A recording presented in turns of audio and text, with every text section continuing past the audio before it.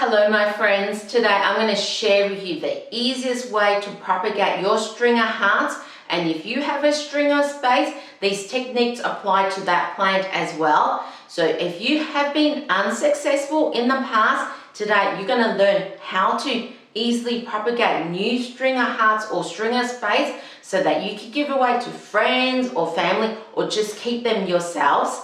So first of all, you want to set up your propagation in the area where it's receiving the most sunlight as possible.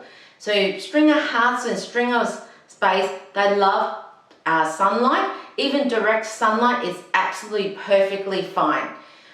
Now the first technique is soil propagation. So you want to get your soil mixture ready, and my soil mixture consists of 50% potting mix, 50% cacti soil, and a few pieces of horticultural charcoal. You want an actual pot that has a lot of drainage holes in it so that if you end up overwatering your plant, the excess water can actually drain away. I'm just going to use today a plain nursery pot with lots of drainage holes in it. And what I'm going to do is that before I get cuttings, stop. You don't need to get cuttings yet.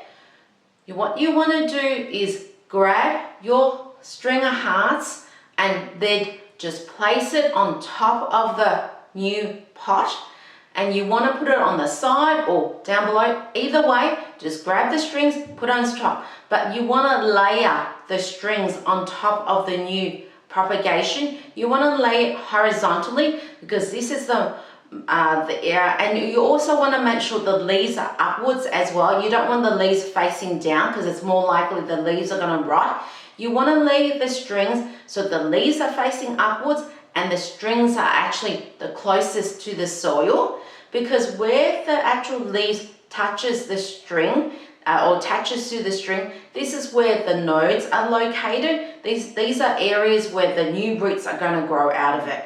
So the more nodes that you have, the more chances for new roots to grow out of it and more chances for new plants to grow out of it. Then what you want to do is grab some soil and lightly cover the string of hearts. Just lightly covering it, making sure that the actual leaves are not covered by the soil. And if you find it's quite hard, what I tend to do is that I lightly cover the string of hearts with soil, and then I water over the leaves so that the excess soil is actually washed down from the leaves.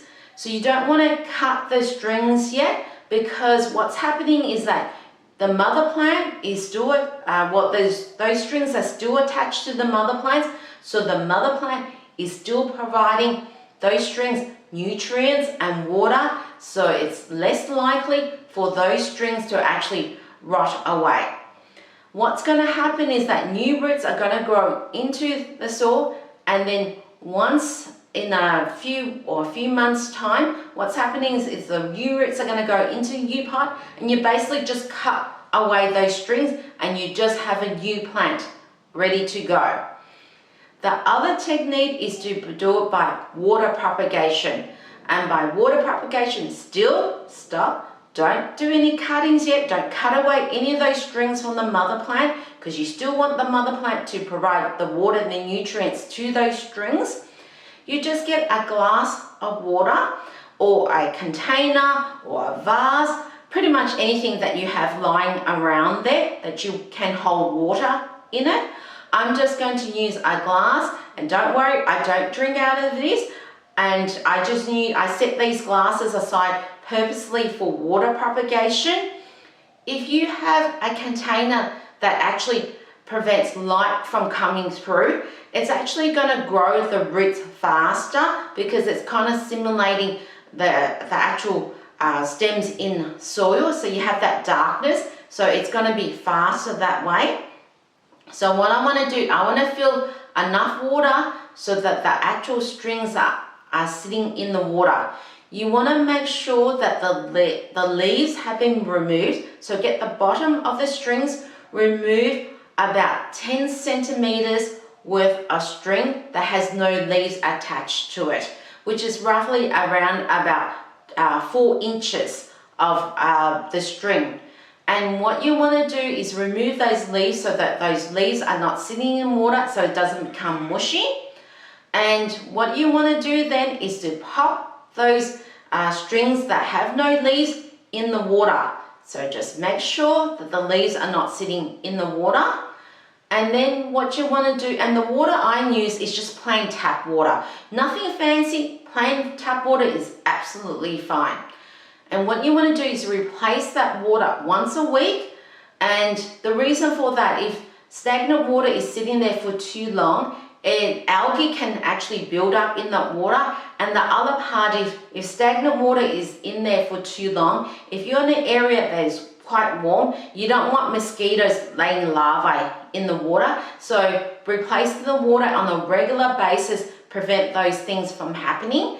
And if in time that you do replace the water, just clean the container as well so that the algae is removed as well. Now, if you happen to forget, look, it's like once a week is the recommendation, but if you happen to forget and you leave it for 2 weeks or 3 weeks, if you do it once in a while, it's still absolutely fine. So you're going to notice that over the weeks, new roots are starting to grow.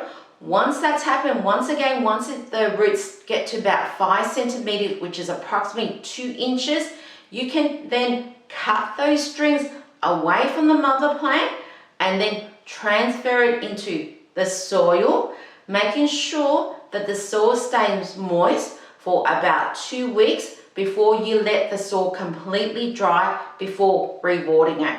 The reason for that is if you're doing water propagation, the roots that have grown are actually water roots. They're not soil roots. So they are used to, those roots are actually used to growing in water and getting water whenever it likes. So when you transfer in soil, you want to kind of ease those cuttings into the soil. Or the other technique is before you actually cut those cuttings from the mother plant, instead of transferring then into soil, when the roots have grown, just transfer it directly into the soil and don't cut away from the mother plant. Let those roots establish in the soil, then cut those cuttings away. Because what you want to do is basically use the mother plant to provide the water and the nutrients to the new plants to grow those roots before the actual cuttings or the strings are cut from the mother plant. And that's the most successful way because you're actually still having those strings attached to the mother plant. So that's how I actually become very successful in propagating stringer hearts or stringer spades. So these ones here, we're going to go back to it in a few months' time and I'll show you the results. But if you have any tips of your own or how you propagate your stringer hearts, I would love to read about it in the comment section down below. Don't forget, if you have any questions for me, leave it down in the comment section down below because I will always get back to you. So watch this video here if you want to know how to revive your stringer spades, which also applies to stringer hearts as well. I'll see you in the next video.